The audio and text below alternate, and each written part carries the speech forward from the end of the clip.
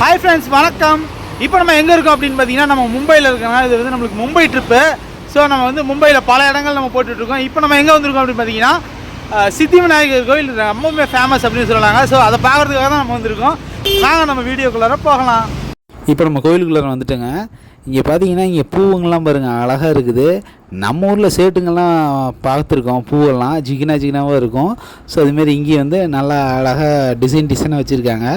இங்கே நம்ம கோயிலோட தளத்துக்குள்ளார தான் இருக்கிறோம். இப்போ இந்த கோயிலோட வரலாறு பார்த்தோன்னாங்க, இது சித்தி விநாயகர் கணபதி மந்திர் அப்படின்னு சொல்லப்படுதுங்க. இந்த இடம் வந்து மகாராஷ்டிரா மாநிலத்தில் மும்பையில் பிரபாதேவி சுற்றுப்புறத்தில் அமைஞ்சிருக்குது. இந்த இடம் வந்து 1801 லக்ஷ்மண் வித்து அப்புறம் டியூபாய் அப்படிங்கிறவரால் கட்டப்பட்டதுங்க. இது வந்து மும்பையில் மிகவும் ஒரு பிரபலமான ஒரு கோவில் அப்படின்னு அறியப்படுதுங்க. ஸோ இதனோட மூலவர் யாருன்னு பார்த்தோன்னா விநாயகர் தான் இதனோட மூலவர். அதேமாதிரி விநாயகர் சதுர்த்தி அன்றைக்கெல்லாம் இங்கெல்லாம் வந்து ரொம்ப பிரம்மாண்டமான ஒரு கூட்டம் இருக்குதுன்னு சொல்லப்படுதுங்க. இந்த இடம்லாம் பாருங்க, நீங்களாம் நீட்டாக இருக்குது. அதேமாரி இந்த தூணெல்லாம் பார்க்கும்போது ரொம்ப அழகாக இருக்குது, டிசைன் பண்ணியிருக்காங்க. இதெல்லாம் நம்ம வந்து நான் வந்து கல்யாண டெக்கரேஷன் பண்ணுறதுனால இந்த தூணெல்லாம் அது செட்டப் பண்ண மாதிரி இருக்குது, நல்லா இருக்குது, பார்க்க அழகாக இருக்குது. இந்த கருவறைக்கு மேலே வந்து பார்த்திங்கன்னா தங்க முலாம் பூசப்பட்டிருக்கு அப்படின்னு சொல்லப்படுதுங்க.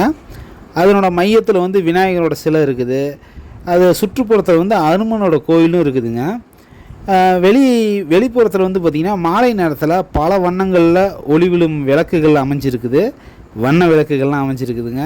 இந்த சித்தி விநாயகர் கோயிலுக்கு வந்து பார்த்திங்கன்னா ஆண்டுதோறும், அதாவது ஒரு வருஷ கணக்கு போட்டாங்க அப்படின்னா 100 மில்லியன் US டாலர் கிடைக்குது நன்கொடையா அப்படின்னு சொல்கிறாங்க. இது வந்து மும்பையிலேயே ஒரு மிகவும் பணக்கார கடவுள் அப்படின்னு சொல்லப்படுதுங்க.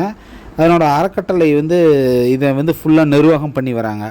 ஓகே ஃப்ரெண்ட்ஸ், இந்த வீடியோ பிடிச்சிருந்தால் லைக் பண்ணுங்கள், ஷேர் பண்ணுங்கள். நம்ம சேலம் சுரிப்பாக சேனலை சப்ஸ்கிரைப் பண்ணுங்கள். அனைவருக்கும் பாய்.